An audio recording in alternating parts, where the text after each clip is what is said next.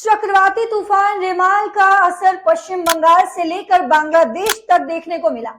कई इलाके क्षतिग्रस्त हो गए हैं। वीडियो के अंत तक बने रहिएगा क्योंकि इस वीडियो में हम वो सारे फैक्ट्स बताने वाले हैं कि आखिर कहां से इस तूफान की शुरुआत हुई, कहां कहां इसका असर देखने को मिला, लैंडफॉल कब हुआ, एनडीआरएफ एसडीआरएफ की क्या क्या तैयारियां हैं, सरकार ने इससे निपटने के लिए क्या क्या व्यवस्थाएं की हैं और आखिर में मैं आपको बताऊंगी कि आखिर साइक्लोन क्या होता है। नमस्कार, मैं आप सभी के साथ पल्लवी सिंह। आप देख रहे हैं द डेमोक्रेटिक न्यूज।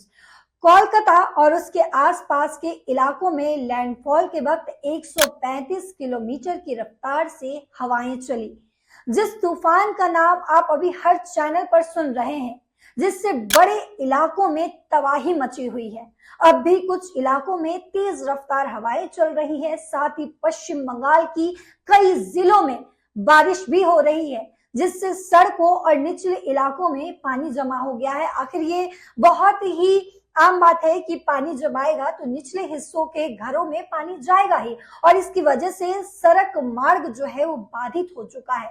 तूफान से पहले पश्चिम बंगाल के दक्षिण 7 परगना जिले के सुंदरबन, सागर द्वीप समेत तटीय इलाकों से 1 लाख से अधिक लोगों को सुरक्षित जगहों पर पहुंचाया जा चुका है।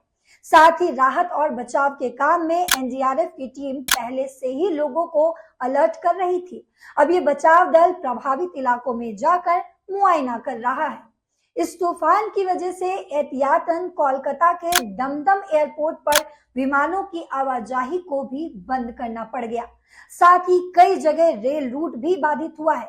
तो इससे आपको परेशान होने की बिल्कुल भी आवश्यकता नहीं है, क्योंकि सरकार जो है इस पर लगातार काम कर रही है और साथ ही एनडीआरएफ और एसडीआरएफ की टीमों को, कई टीमों को जो है काम पर लगाई हुई है और कई सारी टीमों को स्टैंड बाय पर रखी हुई है। ये हम आपको आगे लगातार बताएंगे। सावधान सावधान सावधान, ये जानकारी आपको भारतीय तटरक्षक की तरफ से दी जा रही है। समुद्र में तूफान आ रहा है।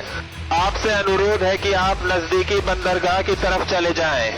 सावधान सावधान सावधान। ये सुनने में बड़ा दुखद है कि रेमल के दौरान 4 लोगों की मौत हो चुकी है।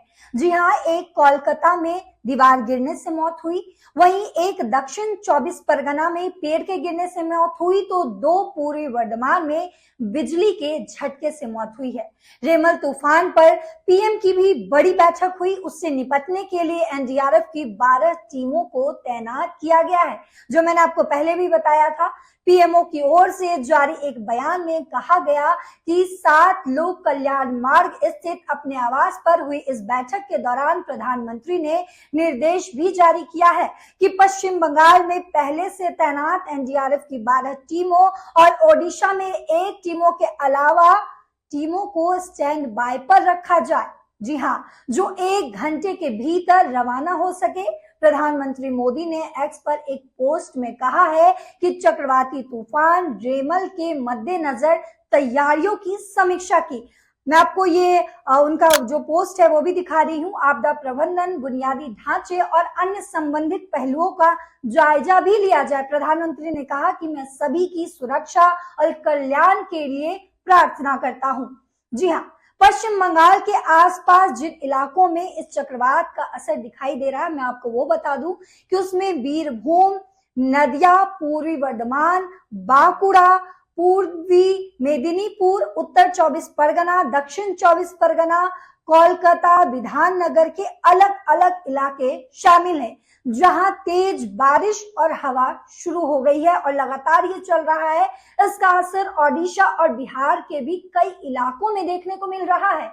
अब क्या कब हुआ है ये लैंडफॉल, ये भी बता दूं। समाचार एजेंसी पीटीआई के मुताबिक 135 किलोमीटर प्रति घंटे की रफ्तार से चलने वाली हवाओं के साथ चक्रवाती तूफान रेमल बांग्लादेश और उससे सटे पश्चिम बंगाल के तटों के बीच पहुंचा। इसकी वजह से भारी बारिश हुई। इसकी वजह से चारों ओर घरों और खेतों में पानी भर गया और जाते जाते चक्रवाती तूफान रेमल विनाश का निशान छोड़ गया।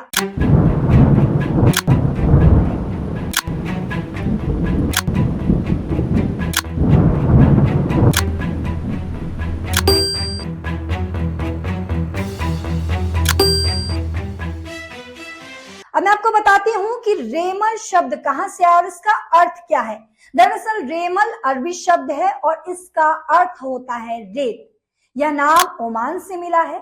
दरअसल इस तरह के नाम इसलिए रखे जाते हैं जिससे जनता आसानी से आपदाओं का नाम याद रख सके। ऐसी आपदाओं की जानकारी जनता तक पहुंचाने के लिए ही तूफानों का नामकरण किया जाने लगा। तूफानों का नामकरण वर्ल्ड मेट्रोलॉजिकल ऑर्गेनाइजेशन यानी कि WMO द्वारा किया जाता है।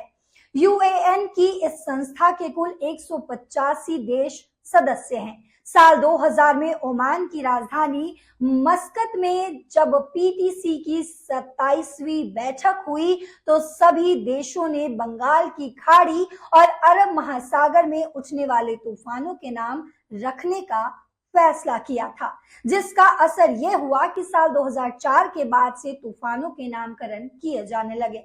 मौसम विज्ञान में एक चक्रवात यानी साइक्लोन हवाओं की शक्तिशाली प्रणाली है जो कम वायुमंडलीय दबाव के केंद्र के चारों ओर घूमती है और भूमध्य रेखा के उत्तर में वामावर्त यानी कि काउंटर क्लॉक वाइज इन नॉर्थ और दक्षिण की ओर दक्षिणवार्त चलती है। विषुवतीय पट्टी यानी कि इक्विलेटरल बेल्ट जिसे कहते हैं उसको छोड़कर विश्व के लगभग हर हिस्से में चक्रवाती हवाएं पाई जा सकती है। चक्रवाती हवाएं बारिश या बर्फ से जुड़ी होती है। चक्रवाती हवाएं समुद्र से भारी मात्रा में ऊर्जा को वायुमंडल में ले जाती है जिसके परिणाम स्वरूप हिंसक तूफान और खराब मौसम होता है। तो इस तूफान से आप घबराइए मत क्योंकि सरकार जो है लगातार इस पर काम कर रही है। 12 NDRF की टीमों को तैनात किया गया है पश्चिम बंगाल के लिए और साथ ही ओडिशा के लिए एक NDRF की टीम जो है लगातार जुटी है। साथ ही साथ कई ऐसी NDRF और SDRF की टीमों को गठित किया गया है जो फिलहाल स्टैंड बाय पर रखा गया है और ये सारी व्यवस्थाएं जो है वो हम सब के लिए ही की जा रही है। सरकार जो है वो आप सबके लिए कर रही है। वो कई सारे ऐसी गाइडलाइंस जो है NDRF के द्वारा और SDRF के द्वारा लोगों के लिए बनाई जा रही है। तो आप सभी से इतना गुजारिश है कि आप अपनी सुरक्षा के लिए, अपने देश की सुरक्षा के लिए, अपनी परिवार की सुरक्षा के लिए इन जो है गाइडलाइंस को फॉलो करें और अगर घर से जितना कम हो सके निकले और अगर आप ऐसे इलाके में कहीं फंसे हैं तो NDRF या SDRF के जो नंबर होता है उस पर कांटेक्ट करने की कोशिश करें और लगातार जो है हम आपको इस तूफान से जुड़ी अपडेट्स लगातार बताते रहेंगे। तो तब तक मैं आपसे विदा लेती हूँ। नमस्कार। आप देखते रहिए द डेमोक्रेटिक न्यूज और साथ ही साथ आप अपने कमेंट्स और लाइक सब्सक्राइब करते जाइएगा। नमस्कार।